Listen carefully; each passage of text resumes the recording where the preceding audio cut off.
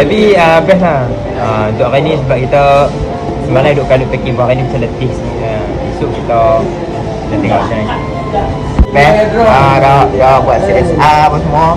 Tapi yang paling best sekali kat satu ni dia buat saya sedap lah. Yang tak jauh pun beza dengan Malaysia. Tapi it's a good thing lah, it's a good thing sebab dia really show yang kita ni serumpun. Saya rasa aktiviti batik tadi sangat seronok lah sebab dia pengalaman pertama saya membuat canting batik tu. Saya rasa tu antara experience yang berharga lah untuk saya masa dari satu ni.